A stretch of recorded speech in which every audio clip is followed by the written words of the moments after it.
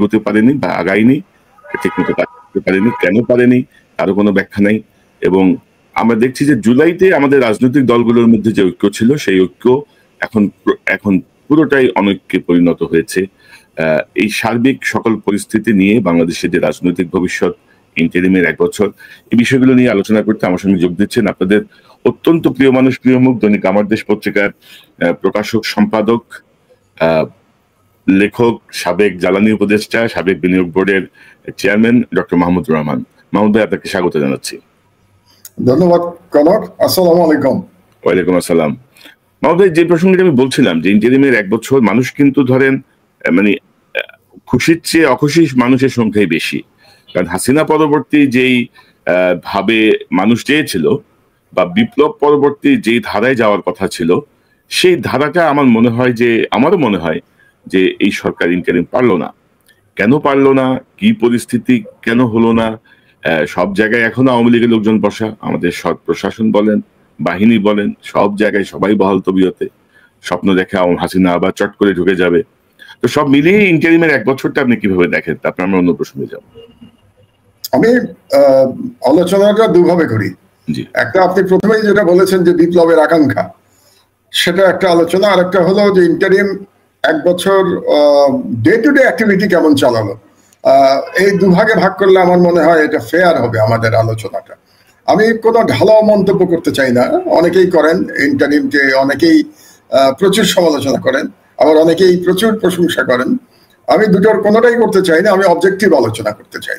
আমি যদি day to day পারফরমেন্সের দিকে দেখি ইন্টারিমের, তাহলে ভালোই করেছে ইন্টারিম, খারাপ করেনি। আপনার মনে রাখতে হবে যে ইন্টারিমের সময় প্রায় 500টা ছোট বড় আন্দোলন তাদেরকে মোকাবেলা করতে হচ্ছে। আমার ধারণা বাংলাদেশের ইতিহাসে কোন সরকারকে এরকম 500টা আন্দোলন 1 বছরের মধ্যে মোকাবেলা করতে হয় নাই। এবং সেই মোকাবেলা করেও এই সরকার টিকে আছে এখনো। এটাই ইন ইটসেলফ একটা সাকসেস।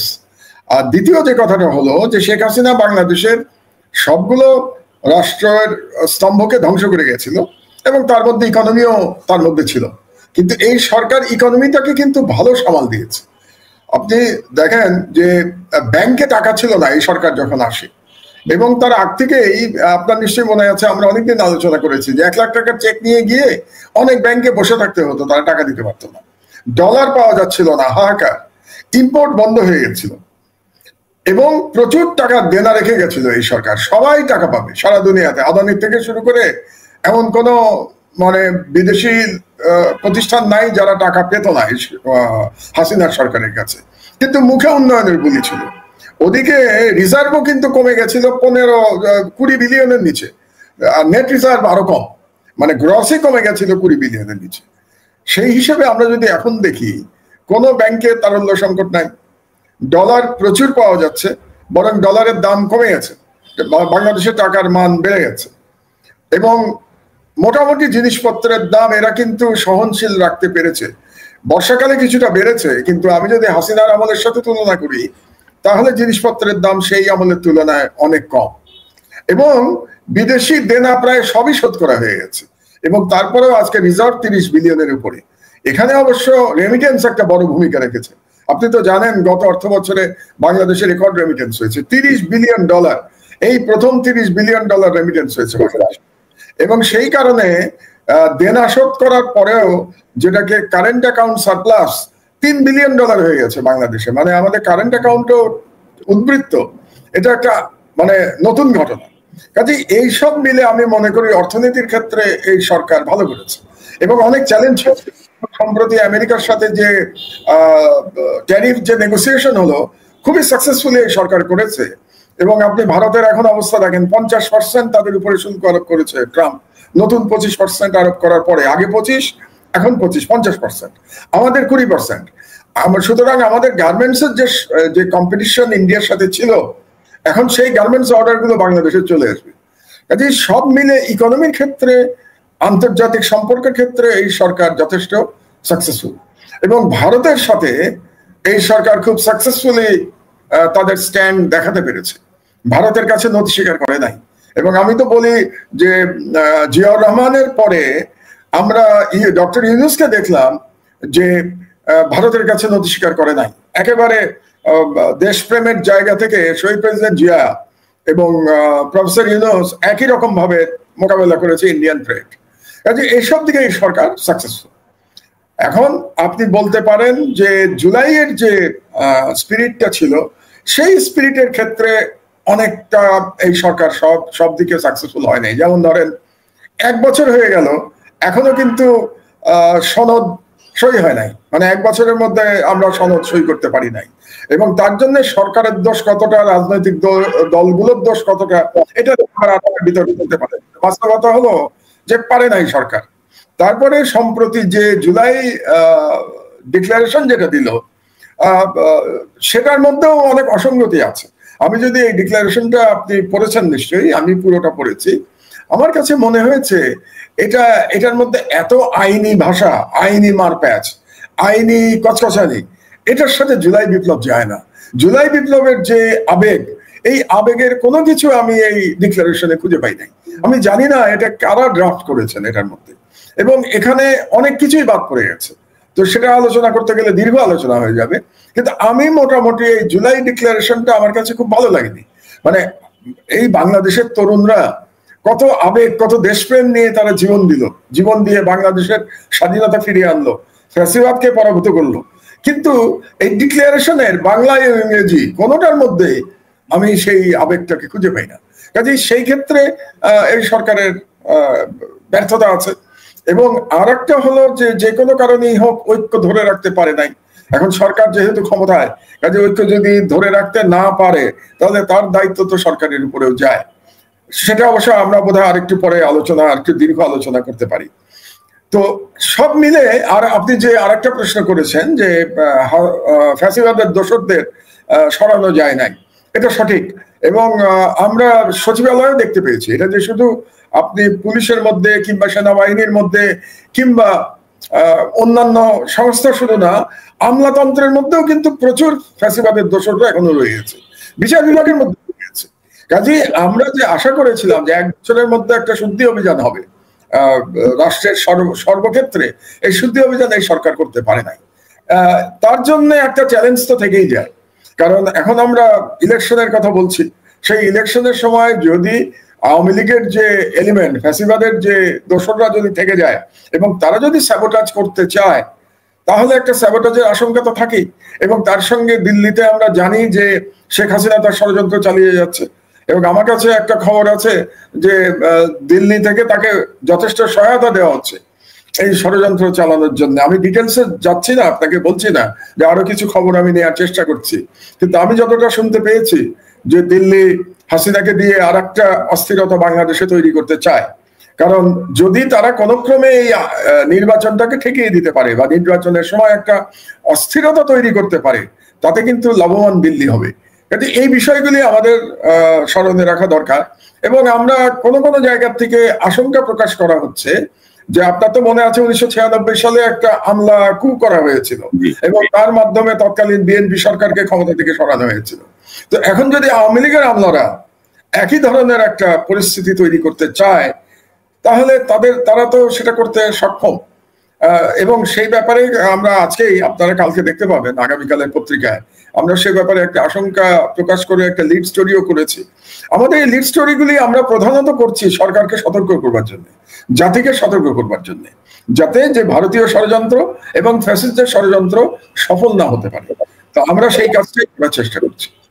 তো মমতা, ধরেন আপনার সাথে আমি একমত যে ধরেন ইকোনমিক ক্ষেত্র বা ইন্ডিয়াকে মোকাবেলায় ডক্টর ইউনূস সরকারের যে পদক্ষেপগুলো সেটি অনন্য। কিন্তু ধরেন একটা বিপ্লব পরবর্তী সরকারের যে ধারাটা থাকার কথা আর কি, যে স্ট্রেংথ থাকার কথা, সেটি তারা আসলে দেখাতে ব্যর্থ হয়েছে। এবং আরেকটা গুরুত্বপূর্ণ প্রশ্ন মানুষের মনে, যে ধরেন নর্মালি কি হয় যে আপনি যে 20-21 জন 22 জন যে উপদেষ্টা, তাদের কাজের কোনো রিভিউ কিন্তু হচ্ছে না।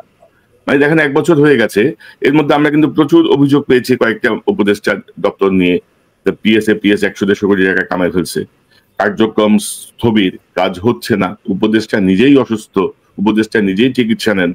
তো এই যে রিভিউটা হওয়া, এটা কেন হচ্ছে না? মানে এক ধরনের মনে হচ্ছে যেন কারো মনে কষ্ট যায় কিনা, মানে এরকম একটা ব্যাপার আর কি, যে কারে কষ্ট দিব, কারে সরাবো, কি হবে, অনেকটা পলিটিক্যাল গভর্নমেন্টের মতো একটা ক্যারেক্টার আমরা দেখছি আর কি এখানে, যে না এটা বোধহয় ঠিক হবে না। তো আমি আপনার দুটো প্রশ্ন এখানে, প্রথমে বিপ্লবের প্রশ্নটাই আমি আসি। এই সরকারই তো মানে না যে বিপ্লব হয়েছে।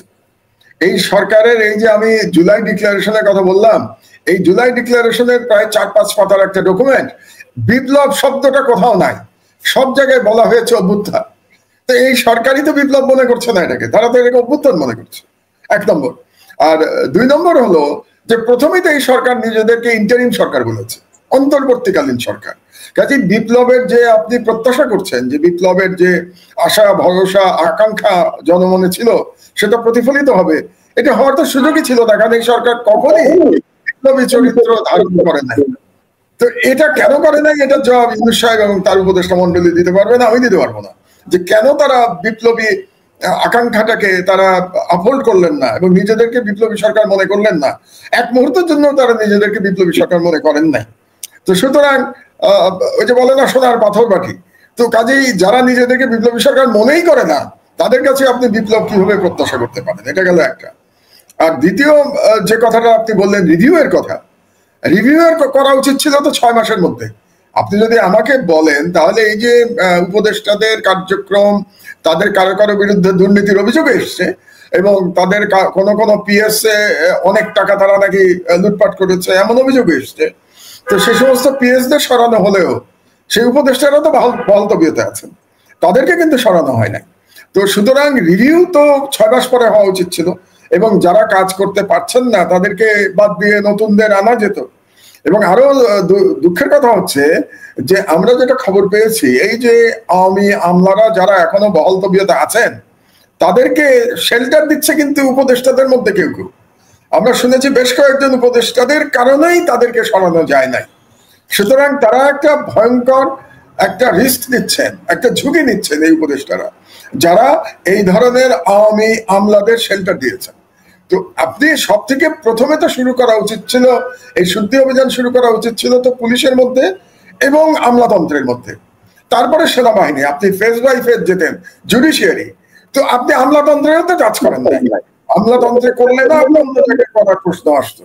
তো কেন যেন এই সরকার আমলাতন্ত্রকেও ভয় পেয়ে গেল, মনে হলো যে তাদেরকেও কিছু করা যাবে না।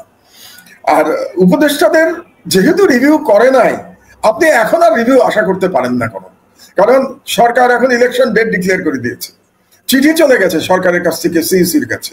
সিইসি আজকে একটা সংবাদ সম্মেলন করে তিনিও বলে দিয়েছেন যে ফেব্রুয়ারির প্রথমার্ধে নির্বাচন, এবং তিনি বলেছেন যে ডিসেম্বরের প্রথমার্ধে তফসিল ঘোষণা করা হবে। এবং আপনি তো জানেন যে যে মুহূর্তে তফসিল ঘোষণা করা হবে, এই সরকারের ক্ষমতা কিন্তু ডিভাইডেড হয়ে যাবে, বিভাজিত হয়ে যাবে ক্ষমতা। একটা অ্যাডমিনিস্ট্রেশনের বড় ক্ষমতা চলে যাবে সিইসির কাছে, কাজে এই সরকার তখন দুর্বল হয়ে যাবে। তার অর্থ হচ্ছে যে তফসিল ঘোষণার আগে আপনার হাতে সময় আর কতদিন আছে? আগস্ট মাস তো চলেই গেছে, সেপ্টেম্বর, অক্টোবর, নভেম্বর, এই সরকারের 3 মাস বাকি আছে রে ভাই। তো 3 মাসে সরকার কি রিভিউ করবে আর কি পরিবর্তন করবে? কাজে আমার মনে হয় আমাদের এই রিভিউ এর প্রত্যাশা করে আর লাভ নাই। এখন এই সরকার যদি ওই জুলাই চার্টারটা সই করতে পারে, এটা একটা বড় ব্যাপার হবে। এবং জুলাই চার্টার কেন সই হচ্ছে না সেটা নিয়েও আমরা কিছু খবর টবর পাচ্ছি। এবং জুলাই চার্টার সই না করে যদি নির্বাচনের দিকে যায়, তাহলে তো একটা ভয়াবহ অবস্থা তৈরি হবে, তাহলে তো কোনো সংস্কারই হলো না। আপনি জুলাই চার্টার সই না করে তো আপনি নির্বাচনে যেতেই পারেন না। তো আমরা আশা করব যে জুলাই চার্টারটা অন্তত সই করে ফেলবে এই সরকার যত তাড়াতাড়ি সম্ভব, এবং একটা ফ্রি অ্যান্ড ফেয়ার নির্বাচন করবে। এছাড়া তো আমি এই সরকারের কাছ থেকে আর নতুন কোনো প্রত্যাশা করা কিন্তু সম্ভব নাই, এটাই বাস্তবতা। কিন্তু মাহমুদ ভাই, আমি একসাথে কয়েকটা প্রসঙ্গ একটু আপনার সামনে দিই। ধরেন এই যে জুলাই সনদ, জামাত বলছে যে এটাকে আইনি কাঠামোয় নিতে হবে, আইনি কাঠামোয় না নিলে তারা কোর্টে যাবে। এনসিপির কথায় বোঝা যাচ্ছে তারা এই সনদের সঙ্গে তারা অনেকটাই দ্বিমত পোষণ করে। আপনি যদি দেখেন, যেটি আপনি বলছিলেন যে জাতিসংঘ বলছে 1400 মারা গেছে, আমরা বক্তৃতায় বলি 2000-এর বেশি মারা গেছে, জুলাই সনদে লেখা আছে 1000 মানুষ মারা গেছে। তো এই যে ধরেন যে গ্রস মিস্টেক, প্রবাসীদের কথা তো উল্লেখই নাই। প্রবাসীদের যে ভূমিকা, রেমিটেন্স বন্ধ করে দিয়ে বা প্রত্যেকটা পদে পদে যে আন্দোলন, কোনো কথাই নেই। তো এবং এই যে সচিবালয়ের যে অবস্থা, বা গতকালই তো ধরেন বিএনপি পন্থী সচিব, একজন সিনিয়র সচিব, তিনি অভিযোগ করলেন উপদেষ্টাদের বিরুদ্ধে 6-7 জন উপদেষ্টার ব্যাপারে। তো এই অবস্থাতে আপনি কতটুকু নির্বাচন মানে মনে করেন যে হবে? কারণ এনসিপি জামাত কিন্তু একজোট, বিএনপি একদিকে, তারা একদিকে, মানে সব মিলিয়ে যে পরিস্থিতি, মানে আপনি কি আশাবাদী নির্বাচনের ব্যাপারে? বা নির্বাচনের ব্যাপারে আমি আশাবাদী নির্বাচন হতে হবে। কেন আশাবাদী আপনাকে বলি আমি, যে এর কোনো আপনার কোনো অল্টারনেটিভ তো নাই। যেমন আপনার মনে আছে নিশ্চয়ই যে সরকার ক্ষমতায় আসার পরে আমি বলেছিলাম যে ডক্টর ইউনূস ছাড়া আমাদের হাতে কোনো অল্টারনেটিভ নাই প্রধান উপদেষ্টার। আপনার নিশ্চয়ই মনে আছে, এটা আমি একাধিকবার বলেছি যে আমাদের আর কোনো চয়েস ছিল না, ডক্টর ইউনূসই একমাত্র চয়েস ছিলেন বিভিন্ন কারণে, আমি আর সেই আলোচনায় যাচ্ছি না। তো এখনো কিন্তু ডক্টর ইউনূসের হাতে আবার নির্বাচন দেওয়া ছাড়া আর কোনো চয়েস নাই, ওনাকে নির্বাচন দিতেই হবে। এবং নির্বাচন না হলে দেশে একটা অরাজক পরিস্থিতির সৃষ্টি হবে, এবং তখন কিন্তু ওই ঘোলা পানিতে মাছ শিকার করবার জন্য দিল্লি বসে আছে। কাজেই দেশের স্বার্থে সবাইকে এখন মতবিরোধ বাদ দিয়ে নির্বাচনের দিকে যাওয়া ছাড়া আর কোনো উপায় নাই। এবং আমি মনে করি জামাত, এনসিপি যাই করুক না কেন, শেষ পর্যন্ত তারাও নির্বাচনে আসবে। এবং শোনেন, রাজনীতিবিদদের একটা সুবিধাবাদী কথা আছে, জানেন তো, যে রাজনীতিতে কোনো শেষ কথা নাই। এটা একটা খুব সুবিধাবাদী কথা, আমি নিজে পছন্দ করি না, কিন্তু আমি পছন্দ না করে তো লাভ নাই, আমি রাজনীতিবিদ না। রাজনীতিবিদরা এটা ব্যবহার করে এবং তারা মিন করে। তো এনসিপি যে শেষ পর্যন্ত বিএনপির সাথে যাবে না নির্বাচনে, মানে একসঙ্গে, এই গ্যারান্টি কি আপনি দিতে পারেন? আমি তো দিতে পারছি না। এমনও হতে পারে যে এনসিপির কেউ কেউ ভাবতে পারেন যে আমি যদি বিএনপির সাথে যাই তাহলে আমি ক্ষমতার সাথে থাকতে পারবো, সুতরাং এনসিপি বিএনপির সাথে কি বলে অ্যালায়েন্স করতে পারে। এবং আপনি দেখেছেন বিএনপির খুব প্রভাবশালী নেতা সালাউদ্দিন আহমেদ, তিনি বলেছেন যে জামাত ছাড়া আর সবার জন্য দরজা খোলা বিএনপির। তার মানে তিনি কিন্তু ইঙ্গিত দিয়ে রেখেছেন যে এনসিপি আসতে পারে তাদের সাথে। কাজে শেষ পর্যন্ত যদি এরকম একটা ব্যাপার হয় যে বিএনপির নেতৃত্বে একটা অ্যালায়েন্স ভার্সাস জামাতের নেতৃত্বে একটা অ্যালায়েন্স, এর মধ্যেই কিন্তু নির্বাচনটা হবে। এবং এখন পর্যন্ত আমাদের যা ধারণা, বা আমরা মিডিয়াতে যতটুকু জানি, যা বুঝতে পারছি, তাতে করে ধারণা করা যায় যে বিএনপি ক্ষমতায় যাবে, অল্টারনেটিভ তো নাই। যেমন ডক্টর ইউনূসের অল্টারনেটিভ ছিল না, বিএনপির অল্টারনেটিভ নাই তো বাংলাদেশে, এটাই বাস্তবতা। কেউ কেউ বলতে পারেন জামাত অনেক শক্তি সঞ্চয় করেছে, আমি জানি না কতটা শক্তি সঞ্চয় করেছে। আমি বিশ্বাস করি জামাতের পপুলারিটি বেড়েছে। কত বেড়েছে পপুলারিটি? ওই পপুলারিটি দিয়ে তো কোনো আপসেট করার মতো সুযোগ নাই। আমরা যদি হিসাব করি, আপনি জামাত বাংলাদেশে কখনো 10%-এর উপরে ভোট পায় নাই। তো পপুলারিটি যদি ডাবলও হয়ে থাকে তাহলে জামাতের ভোট হবে 20%। তো 20% ভোট নিয়ে আপনি তো সরকারে যেতে পারবেন না। সুতরাং সরকারে যাওয়ার সম্ভাবনা বিএনপির অত্যন্ত উজ্জ্বল। তো সেই কারণে আবার আরেকটা কথা আছে, বুঝলেন, যে বিএনপির দায়িত্বও বেশি। কারণ যেহেতু বিএনপির সরকারে যাওয়ার সম্ভাবনা উজ্জ্বল, কাজে বিএনপির এমন কোনো ব্যবহার করা উচিত না যাতে করে নির্বাচন প্রশ্নবিদ্ধ হয়। এটা কিন্তু বিএনপি ক্ষতিগ্রস্ত হবে। এবং আমি মনে করি বিএনপির সমর্থক যিনি বলেছেন, একজন সিনিয়র সচিব, যে 8জন উপদেষ্টার কথা বোধহয় উনি বলেছেন, আমি মনে করি এই ধরনের কথা বলে বিএনপির উপকার হচ্ছে না। কারণ বিএনপিকে নির্বাচনে জিতে সরকারে যেতে হবে। তাহলে এখন থেকে তাদের এই বক্তব্যগুলির ব্যাপারে একটুখানি সচেতন হওয়া দরকার বলেই আমার ধারণা। তো আমাদের একটা প্রশ্ন মানুষের মনে, মানে এটা নিয়ে অনেক কথাও হচ্ছে যে বিএনপি জামাত ধরেন গত 16-17 বছর ধরে এটাকে গালি ছিল আওয়ামী লীগের কাছে, যেখানে যাহাই ঘটুক বিএনপি জামাত, বিএনপি জামাত, বিএনপি জামাত। তো 5ই আগস্টের পরে হঠাৎ করে এই যে বিভাজনটা, মানে ধরেন যে কেউ কাউকে সহ্যই করতে পারতেছে না, মানে জোটবদ্ধ বা ঐক্যবদ্ধ রাজনীতিতে দূরে থাকুক। এবং ধরেন আমরা অতীতে যেটা দেখেছি বিভিন্ন আসনে সমঝোতার ভিত্তিতে না হলে সেখানে তৃতীয় পক্ষ সুবিধা নেয়, এরকম বহু আসন আছে বাংলাদেশের। তো সেখানে ধরেন একটা সমঝোতা, মানে জোট না, একটা সমঝোতার মাধ্যমে আমাদের নির্বাচনগুলো হতো। তো এই মুহূর্তে ধরেন বিএনপি জামাতের এই যে ধরেন দা কুমড়ো সম্পর্ক, কেউ কাউকে সহ্যই করতে পারতেছে না, এই জায়গাটা আপনি কিভাবে দেখেন? এটা কয়েকটা কারণ আছে। একটা কারণ হলো যে যখন আওয়ামী লীগ দৃশ্যপট থেকে চলে গেল, তখন রাজনীতিতে প্লেয়ার থাকলো কারা? দুটা, বিএনপি এবং জামাত। কারণ এনসিপির কথা যদি আপনি বলেন, তো এনসিপি তো এখনো একটা গ্রোয়িং ইয়াং পলিটিক্যাল পার্টি, যেটাকে বলা যায় ন্যাসেন্ট পলিটিক্যাল পার্টি, মানে এটা হচ্ছে জন্মলাভ করছে এনসিপি। এনসিপি এখনো তো মেজর প্লেয়ার, স্টেক হোল্ডার তো হতে পারে নাই এখন, হয়তো ভবিষ্যতে হতে পারবে। আগামী নির্বাচনের আগে, এই নির্বাচন না, আমি মিন করছি 5 বছর পরে যে নির্বাচন হবে, তার মধ্যে হয়তো এনসিপি একটা মেজর স্টেক হোল্ডার হয়ে যাবে। কিন্তু বর্তমানে বা 5ই আগস্টের পরে মেজর স্টেক হোল্ডার ছিল বিএনপি এবং জামাত। এখন সেখানে এক ধরনের প্রতিযোগিতা শুরু হয়ে গেল ডে 1 থেকে, এবং ডে 1 থেকে যে প্রতিযোগিতা শুরু হলো, সেখানে বিএনপি ধরে নিল যে আমাদেরকে নির্বাচনে জিততে হলে জামাত আমাদের প্রতিদ্বন্দ্বী, এবং জামাতও ধরে নিল যে বিএনপিকে হারিয়েই আমাকে জিততে হবে। জিততে মানে ক্ষমতায় যাওয়ার কথা বলছি না, তাদের সিট বাড়াতে হবে, সেটার জন্য বিএনপিকে যেতে হবে, বিএনপিকে হারিয়ে। এবং এই সম্পর্ক ঠিক আছে, এখানে আমি কোনো সমস্যা দেখি না, কারণ দুটা দল যদি থাকে তাহলে এক দল সরকার হবে, এক দল বিরোধী দল হবে, এটা সুস্থ প্রতিদ্বন্দ্বিতা হতে পারত। কিন্তু এখানে বিএনপির একটু দোষ আছে। এখন বললে বিএনপির লোকজন অসন্তুষ্ট হবেন। দোষটা হলো, বিএনপি যখন তাদের বয়ান ঠিক করলো, তাদের পলিটিক্যাল ন্যারেটিভ ঠিক করলো জামাতকে আক্রমণ করার জন্য, আক্রমণ করাটা কিন্তু জায়েজ। আমি এটা বারে বারে বলি, কোন আক্রমণ করাটা জায়েজ, কারণ হচ্ছে যে জামাতকে হারিয়েই তো বিএনপিকে জিততে হবে, তাহলে আক্রমণ না করার তো কোনো সুযোগ নাই। তো বিএনপির ভুলটা কোথায়? জামাতকে আক্রমণ করতে গিয়ে তারা আওয়ামী ন্যারেটিভে কথা বলতে শুরু করলো। জামাতকে আক্রমণ করতে গিয়ে তারা আমি বাঙালি, তুমি কে, আমি কে, বাঙালি বাঙালি স্লোগান দেওয়া শুরু করলো।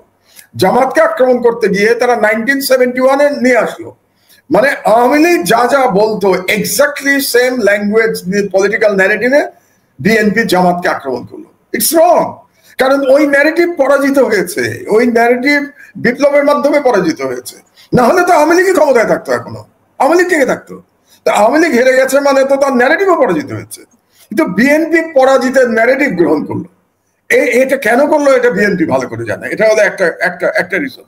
সেকেন্ড রিজন হলো, আপনি নিশ্চয়ই খেয়াল করেছেন যে বিএনপি চেষ্টা করলো নিজের আইডেন্টিটি, যেটা জিয়াউর রহমান এবং খালেদা জিয়ার যে আইডেন্টিটি ছিল, ন্যাশনালিস্ট অ্যান্ড প্রো ইসলামিক। বিএনপিকে এভাবেই ধরা হতো যে it's a nationalist and pro Islamic party. সেখান থেকে বিএনপি মনে করলো যে না, আমরা প্রো ইসলামিকে থাকবো না, আমরা ন্যাশনালিস্ট থাকবো, কিন্তু ন্যাশনালিস্টের ডেফিনেশনটা আমরা বদলে দিব। যেটা বাংলাদেশি ন্যাশনালিজম ছিল বিএনপির, বিএনপি তো সারা জীবন বাংলাদেশি ন্যাশনালিজমের কথা বলেছে। আমরা বলেছি, আমরা যখন বিএনপি পন্থী পেশাজীবী রাজনীতি করতাম, আমরা বারে বারে বলেছি আওয়ামী লীগ হলো বাঙালি জাতীয়তাবাদী, এবং আমরা, মানে আমি বিএনপির কথা বলছি, আমরা হলাম বাংলাদেশি জাতীয়তাবাদী। শহীদ জিয়ার বাংলাদেশি জাতীয়তাবাদের আদর্শ ধারণ করি আমরা। কিন্তু বিএনপি বাঙালি জাতীয়তাবাদকে নিতে গেল। খুবই আশ্চর্য বিষয়, বিএনপি 5ই আগস্টের পরে বাংলাদেশি জাতীয়তাবাদ থেকে সরে তারা বাঙালি জাতীয়তাবাদের দিকে সরে গেল। এবং এই কারণে আপনি দেখবেন যে আগে যে বাম বা সফট বাম, দুই রকম, এক রকম হচ্ছে কট্টর বাম আর এক রকম হচ্ছে সফট বাম, এরা সবাই কিন্তু ভারতপন্থী। বাংলাদেশের বাম রাজনীতি প্রধানত ভারতপন্থী রাজনীতি, দিল্লির দালাল রাজনীতি তাদের। এই গ্রুপটা বিএনপির কাঁধে সওয়ার হলো, কারণ তাদের তো সওয়ার হওয়ার কোনো জায়গা নাই। এর আগে তারা সওয়ার হয়েছিল আওয়ামী লীগের কাঁধে, আওয়ামী লীগ তো নাই, আওয়ামী লীগ না থাকলে কার কাঁধে সওয়ার হবে? তো তারা বিএনপির কাঁধে সওয়ার হয়ে গেল, এবং বিএনপি তাদেরকে অ্যাকসেপ্ট করলো। আপনি দেখবেন বিএনপির নানা রকম সভা টভার মধ্যে দেখবেন যারা আগে আওয়ামী লীগের গুণগান করতো, যে সমস্ত টকশো স্টার কিংবা অন্যান্য লেখক টেখক যারা আগে আওয়ামী লীগ হাসিনার গুণগান করতো, তারা এখন বিএনপির গুণগান করছে। তো এটা করতে গিয়ে একটা নতুন রাজনৈতিক মেরুকরণ হলো, এবং রাজনৈতিক মেরুকরণে বিএনপি ক্রমেই বামের দিকে সরে যেতে শুরু করেছে। মানে তারা সবসময় বলে আমরা একটা মধ্যপন্থী দল, কিন্তু এতদিন বিএনপির পরিচয় ছিল মধ্যপন্থী রাইটিস্ট পার্টি, এখন হচ্ছে মধ্যপন্থী লেফটিস্ট পার্টি। তো যখন লেফটিস্ট পার্টি হয়ে গেল, তারা সরাসরি জামাতকে আক্রমণ করলো আওয়ামী লীগের ভাষায়। তো সুতরাং এই যে তিক্ততা সৃষ্টি হলো, এই তিক্ততা সৃষ্টি হওয়ার জন্য বিএনপির দায়টা বেশি জামাতের তুলে। অনেকে বলতে পারেন জামাতেরও তো দায় আছে। জামাত যখন চাঁদাবাজির কথা বলে তখন তো তারা বিএনপিকে মিন করে যে আমরা চাঁদাবাজি মুক্ত রাজনীতি করবো, তার মধ্যে বিএনপিকে মিন করে। তো আমার কথাটা হলো যে বিএনপি এটাকে গায়ে নেবে কেন? চাঁদাবাজি বললেই কি এটা বিএনপি বোঝায় নাকি? চাঁদাবাজি তো সবাই করতে পারে। এনসিপিরও তো আমরা অনেকে দেখলাম চাঁদাবাজির, তাদের উপরেও তো চাঁদাবাজির অভিযোগ এসছে। অভিযোগ কেন? প্রমাণিত হয়েছে, কোন বাড়িতে চাঁদাবাজি করতে গিয়ে ধরাও পড়েছে।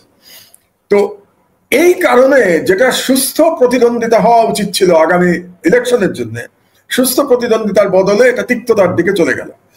এখন আমার মনে হচ্ছে সেদিন আমি তারেক রহমান সাহেব একটা কথা বললেন কদিন আগে, এটা শুনে আমি একটু একটু কি বলবো, মানে একটু অ্যাসিওর্ড বোধ করছি। কারণ তিনি কি বলেছেন যে আমরা প্রতিদ্বন্দ্বিতা করব, আমরা বক্তব্য দেব, কিন্তু এমন যেন রাজনীতি না হয় যাতে মুখ দেখা দেখি বন্ধ হয়ে যায়। এটা কিন্তু বলেছেন উনি, 1-2 দিন আগে উনি বলেছেন। তা আমি মনে করি যে অন্তত লন্ডনে বসে উনি এটা বুঝতে পেরেছেন যে মুখ দেখা দেখি যদি বন্ধ হয়ে যায় তাহলে দেশের জন্য এটা ভালো হবে না, গণতন্ত্রের জন্য ভালো হবে না। কিন্তু দুর্ভাগ্যের বিষয় হলো বিএনপির বেশ কিছু নেতা যারা বাংলাদেশে আছেন তারা এটা এখনো বুঝতে পারছেন না। তাদের ল্যাঙ্গুয়েজ কিন্তু ওই দিকেই যাচ্ছে, মুখ দেখা দেখি বন্ধ হওয়ার মতো ল্যাঙ্গুয়েজ হয়ে গেছে। তো কাজেই ওই যে আমি একটা লেখায় লিখেছিলাম যে জবানে লাগাম দিন, তো এদের জবানে একটু লাগাম দেওয়া দরকার। তো সেটা যদি তারেক রহমান বুঝে থাকেন, আমার মনে হয় তিনি নিশ্চয়ই মেসেজ দেবেন তার নেতাদের, ঢাকা বা বাংলাদেশের নেতাদের, তাহলে তাদের হয়তো কিছুটা সম্বিত ফিরবে। তো এই কারণে আমার সাজেশনটা হবে, একজন নাগরিক হিসেবে আমার সাজেশন হবে যে বিএনপি জামাত একে অপরের বিরুদ্ধে প্রতিদ্বন্দ্বিতা করুক, তারা ইলেকশনে জেতার চেষ্টা করুক, এবং একদল বিরোধী দল হোক, একদল সরকারি দল হোক, কিন্তু তাদের মধ্যে যেন একটা ওয়ার্কিং রিলেশনশিপ থাকে। ওয়ার্কিং রিলেশনশিপ না থাকলে কিন্তু আমাদের গণতন্ত্র হুমকির মুখে পড়বে। আমাদের আরেকটা গুরুত্বপূর্ণ বিষয়, আমরা তো ধরেন অনেক প্রসঙ্গ যাচ্ছি, কিন্তু মিডিয়া জায়গাটা কিন্তু আমরা অনেকে ভুলে যাচ্ছি। কিন্তু মিডিয়া কিন্তু এখনো কিন্তু ফ্যাসিবাদের যারা সমর্থক, দোসর, যারা ফ্যাসিবাদকে জিয়ে রেখেছিল, মালিক বলেন, সিনিয়র সাংবাদিক বলেন, তারা কিন্তু প্রত্যেকে জায়গায়। এবং আমি যদি দেখি যে গত 1 বছরে আপনি আমার দেশে বয়স কত, 8-9 মাস, 7 মাস। তো এই 7 মাসে ধরেন আমার দেশের যে রোল, যে ভূমিকা, মানে আর কোন পত্রিকা কিন্তু সেই ভূমিকায় যেতে পারে নাই। অথচ ধরেন আপনারা অনেক সীমাবদ্ধতার মধ্যে দিয়ে শুরু করছেন। তো মিডিয়ার ভেতরে ফ্যাসিবাদের যে দোসররা আছে তারা কিন্তু বিভিন্ন রকম ভাবে ন্যারেটিভস ঘুরায়, বিভিন্ন রকম গেম খেলে। আপনিও নিশ্চয়ই এটা লক্ষ্য করছেন, আমরাও লক্ষ্য করি। তো এই জায়গাটাতে আপনি কি মনে করেন যে এখন এদের ব্যাপারে কোনো পদক্ষেপ নেওয়া কি গণমাধ্যমের উপরে হস্তক্ষেপ?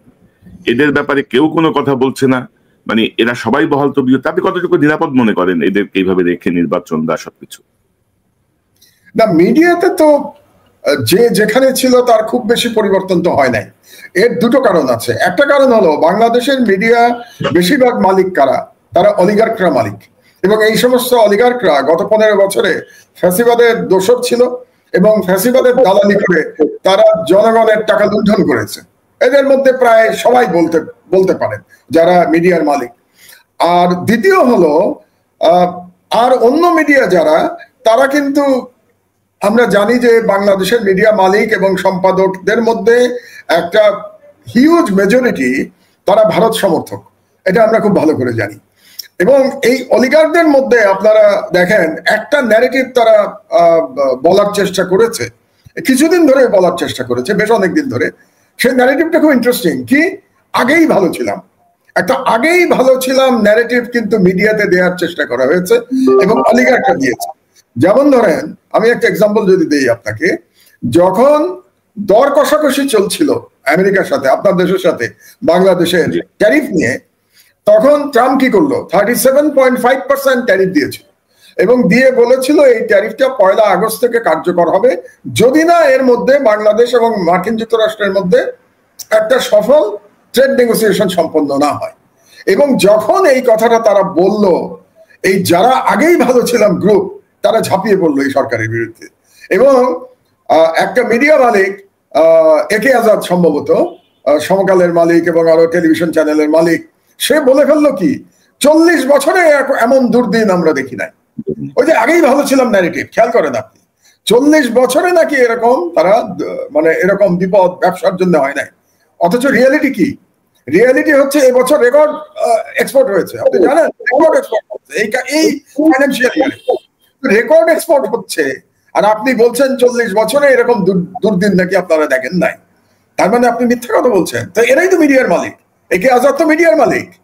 তো একে আজাদের ন্যারেটিভ এটা। অথচ এই একে আজাদ উনি কি বলেছিলেন শেখ হাসিনাকে যখন জুলাই মাসের শেষের দিকে যখন সব ব্যবসায়ীরা মিলে তেল দিতে গেছিল শেখ হাসিনাকে, সেখানে তো সবাই বক্তৃতা দিয়েছেন, একে আজাদ বক্তৃতা দিয়েছেন। এবং বক্তৃতা দিতে এক পর্যায়ে তিনি কবির সুমনের একটা গান থেকে বলেছিলেন যে আমি এখন প্রথমত তোমাকে চাই, মানে এইভাবে তেল মারা ছিল শেখ হাসিনাকে, এবং সেই ব্যক্তি এখন বলছেন 40 বছরের এমন দুর্যোগ দেখেন নাই। এটা কেন বলেছিল? এবং তখন আপনার মনে আছে যে আরো কিছু সুশীল পত্রিকায় সরকারকে একেবারে ধোলাই করা শুরু হয়ে গেছিল, যে সরকার ইকোনমি শেষ করে দিচ্ছে, এই ধরনের একটা ন্যারেটিভ তৈরি কিন্তু স্টার্ট হয়ে গেছিল। কিন্তু তারা তখন জানতো না যে সরকার একটা সাকসেসফুল নেগোসিয়েশন করে ফেলবে। এবং আমি আপনাকে বলি কনক, যদি সরকার সাকসেসফুলি এটা করতে না পারতো, আপনারা এতদিনে দেখতে পারতেন যে রাস্তায় আওয়ামী লীগের লোক নেমে গেছে, এবং যে সমস্ত অলিগার্করা বলেছে যে 40 বছরে এমন দুর্দিন দেখে নাই কিংবা আগেই ভালো ছিলাম গ্রুপ, তারা সকলে মিলে সরকার পতনের জন্য রাস্তায় নেমে যেত। এবং তারা চাইতো যে কোনো মূল্যে ইউনূসকে সরানো। এদের টার্গেট কিন্তু ডক্টর ইউনূসকে সরানো, এটা বুঝতে হবে আপনাকে। ডক্টর ইউনূসের জায়গায় অন্য যে কোনো প্রধান উপদেষ্টা আসলে এদের কোনো আপত্তি নাই। কারণটা কি? কারণ হচ্ছে ডক্টর ইউনূসের যে ইন্টারন্যাশনাল ইমেজ, সেই ইমেজের সাথে ইন্ডিয়া পারছে না। ইন্ডিয়া পরাজিত হচ্ছে ইউনূসের ইন্টারন্যাশনাল ইমেজের কাছে। মোদি পরাজিত হচ্ছে, মোদির এখন আর ওই ইমেজ নাই। তো ইউনূস জিতে যাচ্ছে। ইউনূসের জায়গায় যদি অন্য কোনো উপদেষ্টা হতো, উইক উপদেষ্টা, দুর্বল উপদেষ্টা, তাহলে তাকে দিল্লি নিজের মতো করে নাচাতে পারত, যেটা ইউনূসকে পারছে না। তো যদি কোনো কারণে আমেরিকার সাথে আমাদের সফল নেগোসিয়েশন না হতো, আমি নিশ্চিত ডক্টর ইউনূসের সরকারকে ফেলে দেওয়ার সব বন্দোবস্ত এরা করে ফেলেছে।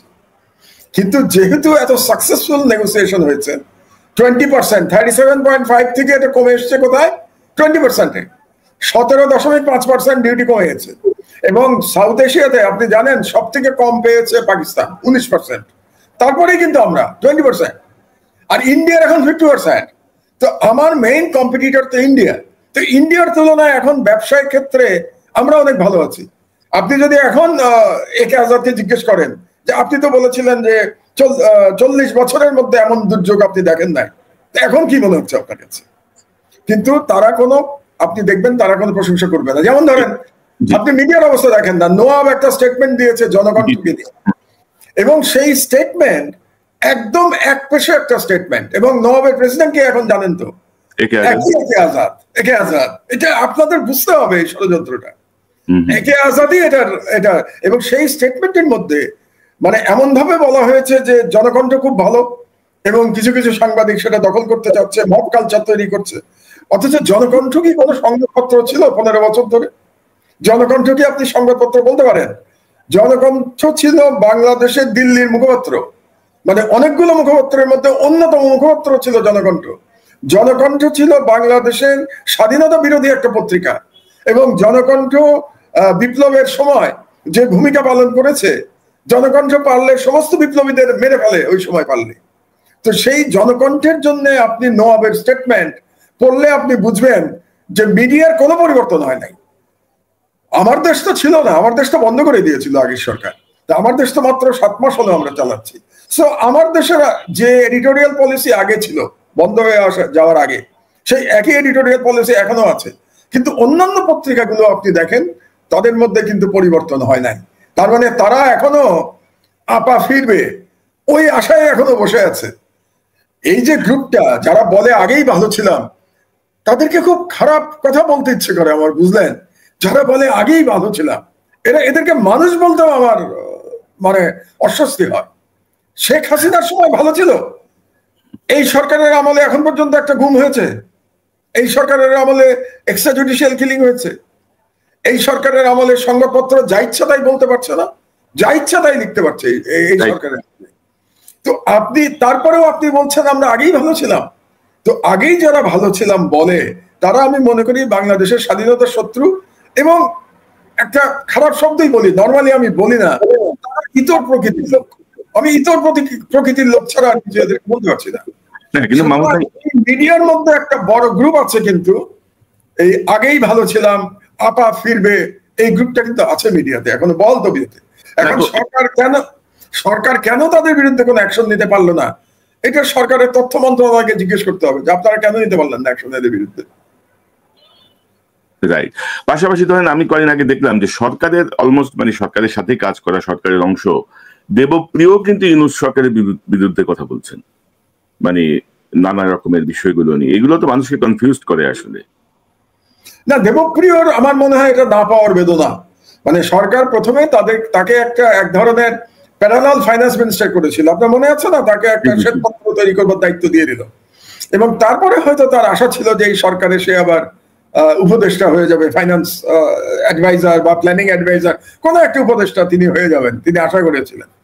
তো তার আশাভঙ্গের বেদনা আছে। তো অসুবিধা নাই, আমার মনে হয় তিনি আশা করতে পারেন যে আগামী যদি বিএনপি ক্ষমতায় আসে হয়তো তিনি বিএনপির মন্ত্রী হয়ে যেতে পারেন। আমি তো অবাক হব না যদি দেবপ্রিয় বিএনপির অর্থমন্ত্রী হয়ে যান। মানে বিএনপির মধ্যে আমি যে নতুন ধরনের লোকদের আগমন দেখতে পাচ্ছি, সেখানে দেবপ্রিয় আসলেও তো অবাক হয়ে যাবেন, অবাক হওয়ার কিছু নাই। হতে পারে তো দেবপ্রিয় হয়ে যেতে পারে অর্থমন্ত্রী, মাহফুজা নাম তথ্যমন্ত্রী হয়ে যেতে পারে বিএনপির, সমস্যা কোথায়? আমরা তো ওয়েলকাম করবো, সমস্যা কি আমাদের বলেন? না, তবে মানে এরকম অনেকেই আছে, আরো কয়েকজনের নাম আমি বলতে পারি, যারা সরকারের বিভিন্ন কমিশনের সঙ্গে কাজ করছেন, আবার সরকারের বিপক্ষেও মানে নানা এমন ভাবে কথা বলছেন যে এটা মানুষকে এক ধরনের কি বলবো কনফিউজ করে দিচ্ছে আর কি। এই জায়গাটা বোধহয় ঠিক হচ্ছে না, বা মিডিয়ার জায়গাটা যদি কন্ট্রোল করতে না পারেন আপনি, নির্বাচন যত এগিয়ে আসবে তাদের থাবা অনেক বাড়বে। কারণ মিডিয়ার মানুষ হিসেবে আপনিও বুঝেন, আমিও ছোটখাটো যাই বুঝি, মিডিয়া দিয়ে অনেক কিছুই মানে জনমতের উপর প্রভাব ফেলা সম্ভব। তো মাহমুদ ভাই, এই যে 1 বছর তো হয়ে গেল, হাসিনা চট করে ঢুকে যাবে, আপা ফিরে আসবে, এয়ারপোর্টে এই হবে, এয়ারপোর্টে ওই হবে, আপা এভাবে আসতেছে, হ্যান হচ্ছে ত্যান হচ্ছে, আসলে কি আপনি আর কোনো আশা দেখেন, আর কোনো আশঙ্কা দেখেন, কোনো সম্ভাবনা দেখেন আপা ফিরে আসার, আওয়ামী লীগের আপা? আমি আপনাকে একটু বলি যে আপা ফিরে আসবে এটা নিয়ে আমরা অনেক যোগ করি, এটা যোগ করার মতো ব্যাপার হলেও একেবারে যে অ্যাটেম্পট হয় নাই ব্যাপারটা তো সেরকম না। আপনি এই যে এতক্ষণ যে আমরা ট্যারিফ নেগোসিয়েশন নিয়ে আলোচনা করলাম, ব্যাপারটা কিন্তু সিরিয়াস ছিল। আমি আপনাকে বলতে পারি ব্যাপারটা সিরিয়াস ছিল। এই সরকার যদি ফেল করতো, আজকে ইন্ডিয়ার যে অবস্থা 50% ট্যারিফ, আমাদের যদি 50% ট্যারিফ না হয়ে ধরেন 37.5 যেটা ছিল ওটাই রেখে দিত, এবং এই সরকার যদি নেগোসিয়েট করে এটা কমাতে না পারতো, তাহলে কিন্তু আপা ফিরে আসবার মতো একটা পরিস্থিতি তৈরি করে ফেলতো। এখানে আপার এজেন্ট যারা আছে তারা মিলে করে ফেলতো। এবং চেষ্টা যে হয়েছে তার প্রমাণ তো আপনার সেনাবাহিনীর কর্মরত একজন মেজর ধরা পড়েছে। কাজে ব্যাপারটাকে একেবারে হালকা করে দেখার তো আমার কোনো সুযোগ নাই। এবং বিভিন্ন জায়গায় ট্রেনিং হয়েছে, এবং তাদেরকে ট্রেনিং দেওয়া হয়েছে কেন? স্যাবোটেজ করবার জন্য, বাংলাদেশে একটা স্যাবোটেজ করে একটা পরিস্থিতি তৈরি করবার জন্য ট্রেনিং দেওয়া হয়েছে বিভিন্ন জায়গায়। এবং সেই মেজরের ফুল ফ্যামিলি এখন দেখা যাচ্ছে এটাতে জড়িত ছিল। তো এরকম একজন সার্ভিং মেজর, তিনি তার কর্মস্থলে অনুপস্থিত থাকলেন প্রায় 200 দিন, অথচ তার ব্যাপারে কোনো তদন্ত হলো না, কেউ জানলো না যে এরকম একটা সার্ভিং মেজর তার কর্মস্থল থেকে বাইরে আছেন। এবং তিনি অসুস্থও না, কারণ অসুস্থ হলে তো তার সিএমএইচে থাকার কথা, তিনি সিএমএইচও ছিলেন না, তাহলে তিনি কোথায় ছিলেন? তো তার উপরে নজরদারিটা কোথায় ছিল? জানলো না কেন? ব্যাপারটা কিন্তু এতটা সরল বোধ হয় না। কাজেই কিছুটা সুযোগ নিশ্চয়ই নেয়ার চেষ্টা করা হয়েছে। আমাদের সৌভাগ্য, সেনাবাহিনীরও অধিকাংশ মানুষ দেশপ্রেমিক, অধিকাংশ, তারা কোনোভাবে চায় নাই যে আবার ভারতীয় হেজিমনি বাংলাদেশে ফিরে আসুক। তারা ইউনাইটেড থেকেছে, জনগণ ইউনাইটেড থেকেছে। এই জন্যই আপা ফিরে আসবে গ্রুপটা সাকসেসফুল হয় নাই। কিন্তু আমাদের আশঙ্কাটি শেষ হয়ে গেছে? আমার কাছে কিন্তু শেষ হয় নাই। শেষ হয় নাই কেন জানেন? এখন একটা চেষ্টা করা হবে যে নির্বাচনের সময় বা নির্বাচনের আগে একটা বিশৃঙ্খলা তৈরির চেষ্টা করা হবে। এখন এই সরকার যদি একটা সাকসেসফুল নির্বাচন করে যেই আসুক না কেন ক্ষমতায়, তার হাতে ক্ষমতা হস্তান্তর করে চলে যায়, তাহলে কিন্তু ইন্ডিয়ার হাতে খুব বেশি কার্ড থাকবে না। থাকবে একটা, এটা নিয়ে আমি একটু আলোচনা করব, কোন কার্ডটা থাকবে এটা আমি বলবো একটু পরে। কিন্তু আপাতত যে আপা ফিরে আসার আর কোনো সুযোগ থাকবে না। ইন্ডিয়ান কার্ড তখন অন্য কার্ড তারা ব্যবহার করবে। কিন্তু এখন যদি এই নির্বাচনটাকে তারা কন্ট্রোল করতে পারে, নির্বাচনের সময় একটা বিরাট বিশৃঙ্খলা তৈরি করে দিল, এমন অবস্থা করলো, গোপালগঞ্জের মতো অবস্থা করলো। আপনি চিন্তা করেন এনসিপির সময় গোপালগঞ্জে যে অরাজক পরিস্থিতি তৈরি করা হয়েছিল, সেটা যদি নির্বাচনের সময় তারা তৈরি করতে পারে, তাহলে নির্বাচন করা সম্ভব হবে না। আর নির্বাচন করা সম্ভব না হলেই একটা তারা চিন্তা করবে তাদের মতো করে একটা সরকার তৈরি করতে, যেখানে ইউনুস থাকবেন না। ইউনুসের জায়গায় মিস্টার XYZ কোন একজন আসবেন, যাকে দিল্লি তার ইচ্ছা মতো ব্যবহার করতে পারবে। সুতরাং আমার টেনশনটা হচ্ছে এখন নির্বাচনটা পিসফুলি হবে কিনা। নির্বাচন হবে, এতে আমি নিশ্চিত। ইউনুস সাহেব অবশ্যই তিনি কথা দিয়েছেন নির্বাচন দেবেন, এবং আপনি দেখেন লন্ডন বৈঠকের পরে তারেক রহমানের সাথে, তখনই তো ঠিক হয়ে গেছে যে ফেব্রুয়ারিতে নির্বাচন হবে। এবং এরপরে বিএনপির অনেক নেতাই নির্বাচন নিয়ে হতাশাজনক কথা বলেছেন। অনেক নেতা নির্বাচনের দিন দিচ্ছেন না, নির্বাচন হচ্ছে না। এটা কেন তারা করেছেন আমার জানা নেই। এটা হয়তো তাদের কাছে অন্য কোনো ইনফরমেশন ছিল, হতে পারে। তো যে সিদ্ধান্ত লন্ডন বৈঠকে হয়েছিল, ইউনূস সাহেব তার 5 তারিখের বক্তৃতায় তো সেটারই পুনরাবৃত্তি করেছেন। আজকে সিইসি একই কথা বলেছেন। কাজেই আমি নিশ্চিত যে ইউনূস সাহেব যদি ক্ষমতায় থাকেন, তিনি নির্বাচন দিয়ে ক্ষমতা হস্তান্তর করতে চাইবেন। এর মেইন রিজনটা আপনাকে বলি, বাংলাদেশের মতো দেশের প্রধানমন্ত্রী বা চিফ অ্যাডভাইজার হওয়া ডক্টর ইউনূসের জন্য খুব বিরাট কোনো সম্মান। তার যা আন্তর্জাতিক যে খ্যাতি, তার যে আন্তর্জাতিক পরিচিতি, তিনি ইচ্ছা করলে যে কোনো সময় ইউএন এর সেক্রেটারি জেনারেলকে ফোন করতে পারেন। এটা কয়জন বাংলাদেশের লোকের পক্ষে করা সম্ভব? কাজে তার জীবনে, এবং ওনার বয়স হয়েছে 85 ইয়ার্স ওল্ড, উনি এই বয়সে ওনার যা যা অ্যাচিভ করার ছিল একটা মানুষের জীবনে, সেটা দিয়ে অ্যাচিভ করে ফেলেছেন। তাহলে তিনি কেন ক্ষমতা আঁকড়ে থাকতে চাইবেন? এটার ইনসেন্টিভটা কোথায়? কি ইনসেন্টিভ? একটা 85 বছরের মানুষের ক্ষমতা আঁকড়ে থাকার ইনসেন্টিভটা কি? ওনার কোনো ইনসেন্টিভ নাই। কাজে আমি নিশ্চিত ইউনূস সাহেব যদি থাকেন, উনি নির্বাচন দেওয়ার চেষ্টা করবেন, কিন্তু আওয়ামী লীগ তো চেষ্টা করবে নির্বাচন বানচাল করতে। এটার ব্যাপারে আপনি শিওর থাকেন। তো নির্বাচন বানচাল হলে পরে কিন্তু আমি দুশ্চিন্তার মধ্যে আছি। তো এটা নিয়ে আমার একটা দুশ্চিন্তা। আর দ্বিতীয় দুশ্চিন্তা আর একটা আছে, যে সরকার ক্ষমতায় আসবে তারা যদি ইউনূস সাহেবের মতো ভারতের সাথে এরকম একটা শক্ত অবস্থান দেখাতে না পারে, তারা যদি ভারতের কাছে নমনীয় হয়, সেটার একটা আশঙ্কা কিন্তু আমাদের আছে। কারণ আমরা জানি না পলিটিক্যাল গভর্নমেন্ট এসে কি সিদ্ধান্ত নেবে। ভারত বাংলাদেশ দ্বিপাক্ষিক সম্পর্কের ক্ষেত্রে একটা সিদ্ধান্ত তো নিতে হবে। ইউনূস সাহেব গত 1 বছরে দেখিয়েছেন তিনি খুব, কি বলবো, যে দেশের স্বার্থে এবং খুবই সাহসিকতার সাথে তিনি দ্বিপাক্ষিক সম্পর্কটাকে নিয়েছেন ইন্ডিয়ার সাথে। এবং তাতে করে ইন্ডিয়ার সাথে আমাদের সম্পর্ক খুবই খারাপ, আমরা সবাই জানি, আপনি জানেন, আমরা জানি। কিন্তু তা সত্ত্বেও ইউনূস সাহেব কিন্তু নতি স্বীকার করেন নাই। ধরেন ইন্ডিয়া আমাদেরকে কি করে নাই? আমাদের এক্সপোর্ট বন্ধ করতে চেয়েছে, তাই না? ওদের ট্রানজিট বন্ধ করে দিয়েছে। ওদের উপরে যে আমরা দিল্লি দিয়ে কিছু এক্সপোর্ট করতাম, এটা বন্ধ করেছে। আমাদের বিদ্যুৎ বন্ধ করতে চেয়েছে। আমাদের এখানে তারা, আপনার মনে আছে, বেশ কিছু ফুড আইটেম তারা এক্সপোর্ট বন্ধ করে দিয়েছে। রেগুলারলি বর্ডারে তারা কিলিং করছে। ভারতীয় বাংলাভাষীদের বাংলাদেশে পুশব্যাক করছে। তো এগুলো করে তারা তো চেষ্টা করেছে এই সরকারকে সর্বতভাবে মানে অস্থিতিশীল করবার জন্য, এই সরকারকে দুর্বল করার জন্য। কিন্তু ইউনূস সাহেব তো নতি স্বীকার করেন নাই। ভারতের এতগুলো চ্যালেঞ্জ তিনি মোকাবেলা করেছেন। এখন আগামী রাজনৈতিক সরকার, তারা কি ইউনূসের পথে যাবে, নাকি তারা মনে করবে ঠিক আছে ইউনূস সাহেবের সাথে দিল্লির সম্পর্ক খারাপ ছিল, আমরা একটা ছাড়টার দিয়ে ইন্ডিয়ার সাথে ভালো সম্পর্ক করি? এটার একটা চ্যালেঞ্জ আমাদের জাতির জন্য আসবে, সেটা নির্বাচনের পরে। কাজে আমাদের হাতে দুটো চ্যালেঞ্জ। একটা চ্যালেঞ্জ হচ্ছে নির্বাচনটাকে ফ্রি, ফেয়ার এবং পিসফুল নির্বাচন করা। আর দ্বিতীয় চ্যালেঞ্জ হচ্ছে যে সরকারি ক্ষমতায় আসুক না কেন, তারা যদি বাংলাদেশের স্বাধীনতার প্রশ্নে কোনো ছাড় দিয়ে ভারতের সাথে বন্ধুত্ব করতে চায়, সেটাকে ঠেকিয়ে দেয়া। এই দুটো হচ্ছে আমাদের চ্যালেঞ্জ। আপনি ইন্ডিয়ান কোন একটা কার্ডের কথা বলছিলেন, বিকল্প কার্ড যাদের হাতে আছে।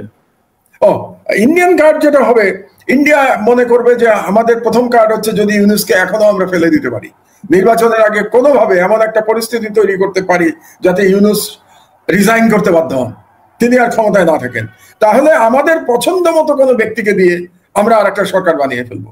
এটা হচ্ছে ইন্ডিয়ার অপশন 1। আর অপশন 2 হচ্ছে, যদি এটা তারা সম্ভব না হয়, তাহলে তারা হয়তো চেষ্টা করবে যে গণতান্ত্রিক সরকার বা নির্বাচিত সরকার যারা ক্ষমতায় আসবে, সেই সরকারের মধ্যে তারা তাদের দালাল অনুপ্রবেশ করাবে ওই সরকারের মধ্যে, এবং তাদের দালালকে দিয়ে তারা আবার বাংলাদেশে নতুন ভাবে ঢোকার চেষ্টা করবে। আপনি তো জানেন যে আওয়ামী লীগের আমলে এমন কোন সরকারি সংস্থা নাই যেখানে রয়ের অনুপ্রবেশ ঘটে নাই।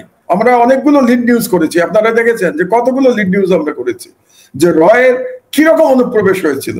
সুতরাং তারা চেষ্টা করবে যে ঠিক আছে, ইউনূস সরকার তো আর 7 মাস, এই সময়টা পার হয়ে গেলে যারাই ক্ষমতায় আসুক, সেই দলের মধ্যে আমাদের এজেন্টরা আছে, তাদেরকে দিয়ে আমরা আবার বাংলাদেশে আগের মতো করে আমরা অনুপ্রবেশ করব। বাংলাদেশকে ওই যে সেই বিখ্যাত ডায়লগ ওদের এক জেনারেলের, যে বাংলাদেশকে আমরা আর আমাদের রাডারের বাইরে যেতে দেব না, দিল্লির রাডারের বাইরে যেতে দেবো না। তো রাডারের বাইরে তো এখন আমরা চলে গেছি, তারা আবার রাডারের ভিতরে নেওয়ার চেষ্টা করবে, সেটা নির্বাচনের পরে। তবে মাহমুদ ভাই, এই মুহূর্তে আমাদের জামাত, এনসিপি, বিএনপি প্রত্যেকেরই আসলে একটা দায়িত্বশীল ভূমিকায় থাকা উচিত। মানে এই যে জামাত, এনসিপি এখন যদি ধরে নির্বাচনে যদি যেতে রাজি না হয়, যে এটার আইনি ঘোষণা লাগবে, এটার এই লাগবে, ওইটার ওই লাগবে, ইনু সাহেব তো নির্বাচনে যাবেন না। ইনু সাহেব তো বলে রাখছেন যে সবার সম্মতিতে নির্বাচন হবে। তো সেই ক্ষেত্রে খুব আমার অনুষ্ঠানের শেষ দিকে মানে বাংলাদেশের রাজনৈতিক ভবিষ্যৎটার কি, বা আমাদের এখন মানে কি করণীয়, যে আমরা এখনো যে টার্মোইলটা দেখছি, এখনো যে মানে ধাক্কা ধাক্কি কামড়া কামড়ি দেখছি, মানে ঐক্যের জায়গাটা যে বিনষ্ট, এই ঐক্যটা কিভাবে আসবে, কি করা যেতে পারে?